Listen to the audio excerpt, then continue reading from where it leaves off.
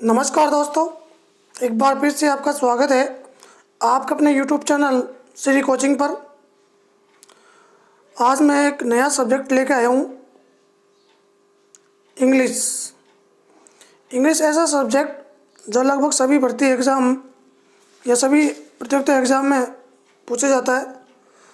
तो विशेषतः ये इंग्लिश का ये जो इस वीडियो है वो रीड लेवल फर्स्ट और लेवल सेकंड, जिसमें लैंग्वेज होती है इंग्लिश, दोनों के लिए उपयोगी है। इसी प्रकार ये video high court LDC exam, जिसकी अभी डेट घोषित नहीं हुई है, पटवारी एग्ज़ाम, इन सभी एग्ज़ाम में इसके प्रश्न पूछे जाते हैं। और टेंस से मैं शुरुआत कर रहा हूँ। तो टेंस एक ऐसी चीज़ होती है जिसको सीखना बहुत ज़रूरी है, क्योंकि अनसीन पैसेज आते हैं भाषा सेकंड और फर्स्ट में, यानी कि लेवल फर्स्ट और सेकंड में। तो वहाँ जो अनसीन पैसेज आएंगे उसका आंसर देना है, तो आपको टेंस की नॉलेज होनी चाहिए। तो ये मेरा न्यू सब्जेक्ट है इस चैनल पे। इससे पहले मैंने मैथ से संबंधित, स्टैटिक्स से संबंधित आदि प्रश्नों को सॉल्व करवाया है। तो आज से ये फिक्स है कि आपको 20-25 मिनट का डेली एक वीडियो मिलेगा और नई चीज़ आगे से आगे अपन बढ़ाते रहेंगे। तो कुछ टेंस के बारे में पढ़ते हैं अपन। यदि आप मेरे चैनल पे नए हो तो प्लीज़ चैनल को सब्सक्राइब करना, ताकि आपको न्यू वीडियो मिलते रहें। और अच्छी तरह से आप नोट करना, इस वीडियो को कॉपी में लिख भी लेना। ये मैंने अपने हिसाब से 3-4 किताबों की अलग अलग सहायता लेके फिर इस नोट्स तैयार किए हैं, ताकि आसानी से आप इसको समझ सको। टेंस, ये तो आप सभी जानते हो कि टेंस को अपन हिंदी में काल बोलते हैं, यानी कि जैसे कि वर्तमान काल, भूतकाल। तो ये इस प्रकार टेंस हिंदी की बात है। ये तो अपन इंग्लिश सीख रहे हैं तो इंग्लिश में बात करते हैं। टेंस की डेफिनेशन बता रखी है मैंने इंग्लिश में पहले। Any of the forms of a verb that may be used to indicate the time of the action or state is known as tense in English grammar. यानी कि हिंदी लिखा हुआ इसका, वर्ब की कोई भी फॉर्म जिसका प्रयोग कार्य का समय अथवा वर्ब के द्वारा अभिव्यक्त की गई व्यवस्था को प्रदर्शित करने के लिए किया जा सकता है, इसे इंग्लिश ग्रामर में टेंस के नाम से जाना जाता है। कई बार ये एग्जाम में पूछा गया है कि टेंस शब्द की उत्पत्ति किस शब्द से हुई है। तो ये लैटिन भाषा से हुई है, और जिसका अर्थ होता है टेम्पस, यानी टाइम। तो रीड लेवल फर्स्ट और सेकंड में जब इंग्लिश लैंग्वेज होती है तो उसमें इस प्रकार के प्रश्न पूछे जाते हैं कि टेंस शब्द की उत्पत्ति किस भाषा से हुई है। काइंड्स ऑफ टेंस, आप सभी जानते हो टेंस के 3 प्रकार होते हैं। Tense are of the following 3 kinds, 3 प्रकार के होते हैं। वो 3 प्रकार के कौन कौन से? सबसे पहला प्रकार है प्रेजेंट टेंस, वर्तमान काल को प्रदर्शित करता है। फॉर एग्जाम्पल, मैंने एक एग्जाम्पल लिया है, ही गोज टू जयपुर, वह जयपुर जाता है। तो ये जो सेंटेंस है ये बता रहा है कि ये प्रेजेंट का है, कार्य चल रहा है।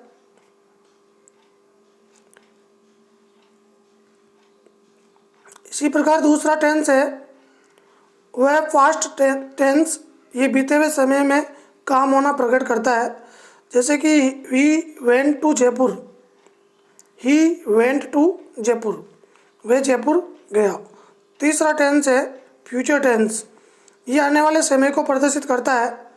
जैसे कि he will go to Jaipur. अब यहाँ आपको इंग्लिश मजबूत करनी है तो सबसे पहले आपको तो वर्ब आनी चाहिए। वर्ब का मतलब क्रिया, और ये अच्छी तरह से जानते हो, जैसे कि गो, वेंट, गॉन और गोइंग। तो अलग अलग टेंस में यूज़ लेते हैं अपन। जैसे गो यानी जाना, वेंट यानी गया, और गॉन यानी जा चुका, और गोइंग यानी जा रहा। तो ये फर्स्ट फॉर्म है, ये सेकंड फॉर्म है, ये थर्ड फॉर्म है, ये फोर्थ फॉर्म है, जिसमें सभी के साथ आईएनजी लगता है। इसलिए अपन मुख्यतः 3 के बारे में नॉलेज लेते हैं। गो, वेंट, गॉन। तो ये आपको अच्छी तरह से याद होनी चाहिए। कम से कम 100-150 अलग से वर्ब याद कर लो, जिससे आपको आसानी रहेगी। फिर यह मैंने इसका विस्तार बताया है। Present tense, present tense time now, यानी वर्तमान का समय बताता है, अभी का समय बताता है, वर्तमान में जो घटनाएं चल रही है। पास्ट टेंस टाइम देन, समय बीत चुका है उसके बारे में बताता है, जो घटना घटित हो चुकी है। जैसे कि इतिहास है, हिस्ट्री है, तो वो सारी पास्ट टेंस में है। Future tense time to come, आने वाला समय के बारे में बताता है। काइंड्स ऑफ सेंटेंस, अब आपको ये भी पता होना चाहिए सेंटेंस मैंने बहुत ही जीरो लेवल से स्टार्ट किया है, क्योंकि टेंस अपन डायरेक्ट सीखते हैं, लेकिन ये पता नहीं होता है सेंटेंस क्या होता है, टेंस के प्रकार क्या क्या होते हैं, टेंस कौन कौन सी कंडीशन बताता है। तो यहाँ मैंने kinds of sentence, affirmative sentence यानी सकारात्मक वाक्य हिंदी में बोलते हैं, नेगेटिव सेंटेंस नकारात्मक वाक्य, इंट्रोगेटिव सेंटेंस प्रश्नवाचक वाक्य। अब इंट्रोगेटिव भी दो होते हैं, WH से भी शुरुआत कर सकते हैं, तो ये इसी का ही भाग है। WH इंट्रोगेटिव, जैसे कि वो है, वेयर है, वाट है, तो वह भी इंट्रोगेटिव है, लेकिन वो WH इंट्रोगेटिव से अपन उसको याद करते हैं। 4 नंबर पे है interrogative sentence. Interrogative negative sentence यानी कि प्रश्नवाचक नकारात्मक वाक्य, यहाँ नेगेटिव आएगा। इंट्रोगेटिव नेगेटिव यानी प्रश्नवाचक भी रहेगा और नकारात्मक भी रहेगा, दोनों तरह के इसमें यूज होंगे। तो कुल मिला के काइंड्स ऑफ सेंटेंस यहाँ 4 प्रकार से हैं, तो ये कन्फर्म आना चाहिए, क्योंकि अफर्मेटिव सेंटेंस में अपन हेल्पिंग वर्ब है वो अलग यूज लेते हैं, नेगेटिव में अलग यूज लेते हैं। जैसे कि अफर्मेटिव सेंटेंस में अपन जब प्रेजेंट टेंस पढ़ेंगे तो उसमें डू डज का प्रयोग नहीं करते हैं, एस या एस का प्रयोग करते हैं। इसी प्रकार पास्ट सिंपल टेंस पढ़ेंगे तो उसमें डिड का प्रयोग नहीं करते हैं अफर्मेटिव में, जबकि नेगेटिव में, इंट्रोगेटिव नेगेटिव में प्रयोग करते हैं। फिर ये मैंने एक टेबल बनाई है यहाँ, टेंसेज। टेंसेज कितने प्रकार के, टोटल कितने हो गए, प्रत्येक टेंस के 4 भाग होते हैं। यहाँ आप देख सकते हो। प्रेजेंट टेंस है तो ये तो सब में कॉमन है प्रेजेंट। इंडेफिनेट कहो या सिंपल कहो, इंडेफिनेट का मतलब होता है अनिश्चित घटना, इसके बारे में कन्फर्म नहीं कहा जा सकता। कंटिन्यूस यानी कोई घटना जारी है, कुछ कार्य वर्तमान में प्रेजेंट में चल रहा है। परफेक्ट यानी निश्चित रूप से काम हो चुका है। परफेक्ट कंटिन्यूस यानी समय के साथ आपको बताएगा। इसी प्रकार पास्ट के 4 भाग हैं, ये बाकी सेम है। यहाँ पर प्रेजेंट की जगह पास्ट आ गया और यहाँ पास्ट की जगह फ्यूचर आ गया। तो प्रेजेंट के 4 भाग, पास्ट के भी 4 भाग, 4 इसके, 4 इसके, 4 इसके, टोटल हो गए 12। तो यहाँ नीचे मैंने लिखा है प्रत्येक टेंस के 4 भाग होते हैं, इस प्रकार कुल टेंस 12 होते हैं। इन 12 टेंसों के बारे में आपको नॉलेज होनी चाहिए कि कौन सी तो इनमें हेल्पिंग वर्ब लगती है। हेल्पिंग वर्ब का मतलब आप जानते होंगे, सहायक क्रिया। सहायक क्रिया अलग अलग टेंसों के लिए अलग अलग होती है। जैसे डू डज है, डू डज इस आर में है, तो ये हेल्पिंग वर्ब कहलाती है। ये अलग अलग टेंसों के लिए अलग अलग है, तो इसके लिए एक सारणी बना रखी है मैंने, वो आपको याद करनी है अच्छी तरह से। बार बार आप याद करोगे, देखोगे तो ये याद हो जाते हैं ऑटोमेटिक। ये लैंग्वेज है, जितने ज़्यादा आप पढ़ोगे उतनी याद होगी। यहाँ मैंने एक अच्छी तरह से टेबल बनाई है, इस टेबल को आप आराम से याद कर लेना, बहुत ही अच्छी टेबल है ये। टेंस में form of verb am helping verb. Helping verb को अपन शॉर्ट में एच भी लिखते हैं और मेन वर्ब को अपन मुख्य क्रिया को एम भी लिखते हैं, ये याद रखना। अब मैंने यहाँ 4 टेंस लिए हैं, जैसे प्रेजेंट के 4 टेंस है। ये प्रेजेंट सिंपल हो गया, चाहे इंडेफिनेट कहो चाहे सिंपल कहो। कंटिन्यूस हो गया, परफेक्ट हो गया, परफेक्ट कंटिन्यूस हो गया। इन चारों में हेल्पिंग वर्ब कौन कौन सी लगेगी, तो यहाँ देख सकते हैं प्रेजेंट में डू, डज और डू, और वी फर्स्ट यानी मुख्य क्रिया है वो फर्स्ट फॉर्म आएगी। तो ये मैंने पहले लिखा है वो डज, तो ये भी याद रखना सिंगुलर है, ये एक वचन कर्ता के साथ। और डू है वो प्लूरल है यानी कि बहुवचन कर्ता के साथ। तो यहाँ मैंने जो फर्स्ट लिखा है ना वो ये समझ लेना आप, वो सिंगुलर है, एक वचन है। सेकंड है वो बहुवचन है। फिर ये भी विशेष ध्यान देना, कुछ कॉमन चीज़ बता रहा हूँ। कोई भी टेंस है उसका तीसरा भाग लेते हो आप, यानी परफेक्ट टेंस ले रहे हो तो उसमें हमेशा थर्ड फॉर्म आएगी। यहाँ देख सकते हैं जैसे ये प्रेजेंट परफेक्ट है, तो प्रेजेंट परफेक्ट में देख लो आप थर्ड फॉर्म है। फिर वापस पास्ट परफेक्ट है, इसमें भी थर्ड फॉर्म है। फिर वापस फ्यूचर परफेक्ट है, इसमें भी थर्ड फॉर्म है। यानी फ्यूचर का तीसरा टेंस, पास्ट का तीसरा टेंस और प्रेजेंट का तीसरा टेंस, इन तीनों में वर्ब की थर्ड फॉर्म आएगी, ये फिक्स है। और ये बहुत आसान भी रहता है क्योंकि इसमें हेल्पिंग वर्ब होती है वो, जैसे आप देख सकते हो पास्ट टेंस है, पास्ट परफेक्ट, तो यहाँ हेड है, तो हेड का प्रयोग अब दोनों के साथ होगा। पहला टेंस अपने पास है वो प्रेजेंट इंडेफिनिट टेंस है। डज और डू, डज का प्रयोग है वो याद रखना, एक वचन। आगे मैं बताऊंगा जब टेंस, तब अच्छी तरह से बताएंगे अपन कि यहाँ प्रेजेंट टेंस का किस प्रकार यूज़ में लेना है। V first, present continuous, is are am. अब इज का प्रयोग, आर का प्रयोग, एम का प्रयोग, ये नेक्स्ट मैं बता दूंगा मैं। वी वन और first plus I N G, यानी वर्ब की फर्स्ट फॉर्म के साथ आई एन जी का प्रयोग होता है। कंटिन्यूस नाम आ गया तो समझ लेना आई एन जी का प्रयोग होता है। कंटिन्यूस दूसरे में भी आता है, कंटिन्यूस चौथे में भी आता है, तो दोनों में आई एन जी का प्रयोग है। लेकिन इसमें परफेक्ट है तो सिंस और फॉर आएगा क्योंकि समय से तुलना की जाएगी यहाँ पर। तो टाइम ऑफ पीरियड यानी टाइम के लिए सिंस और फॉर का प्रयोग करते हैं।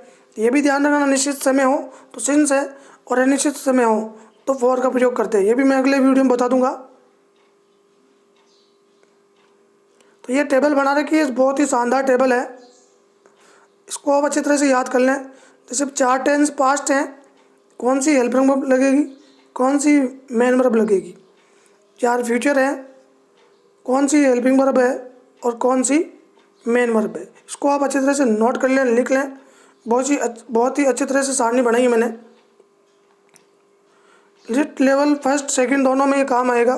कक्षा 9 से 10 ग्रामर है, 6 से 10 तक की ग्रामर में ये काम आएगा टेंस, क्योंकि कक्षा 6 से टेंस स्टार्ट हो जाता है। इसी प्रकार हाईकोर्ट एलडीसी एग्ज़ाम है, पटवारी एग्ज़ाम है, रिट भर्ती है, जितने भी ये प्रतियोगी परीक्षा होती है उनमें इंग्लिश से संबंधित प्रश्न पूछे जाते हैं, तो टेंस तो आना बहुत ज़रूरी है। अब बात करते हैं kinds of person.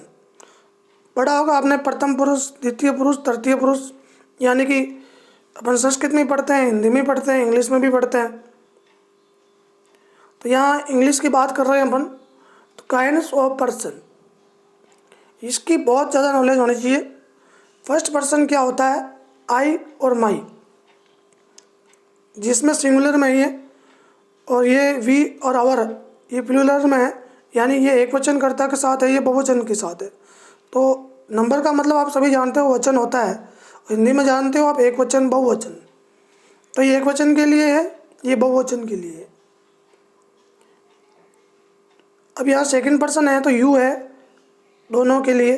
Third person है तो ही, सी, इट, नेम, ये अच्छी तरह से पता होना चाहिए। इसी के अकॉर्डिंग हेल्पिंग वर्ब भरी जाती है, ठीक है। जैसे ही आएगा तो अपन वह इसका प्रयोग करेंगे, और दे आएगा तो अपन आर का प्रयोग करेंगे प्रेजेंट कंटिन्यूस में।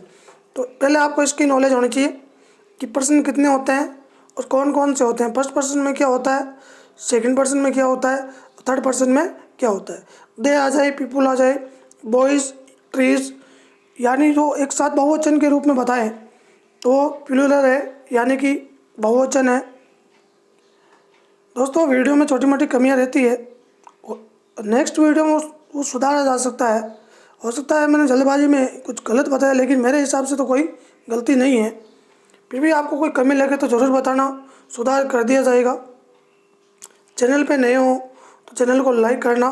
मैं डेली 20-25 मिनट का एक वीडियो लेकर आऊँगा इंग्लिश लैंग्वेज के लिए, जो रिट भर्ती में निश्चित रूप से काम आएगा, और हाईकोर्ट एलडीसी में तो पूरा का पूरा काम आएगा। और कक्षा 6 से 10 तक के विद्यार्थी हैं उनके लिए भी बहुत ज़्यादा ये काम में आएगा। 10 से मैंने शुरुआत की है। इस चैनल्स के नाम से आप सर्च कर सकते हैं, Shri coaching classes Degana junction से।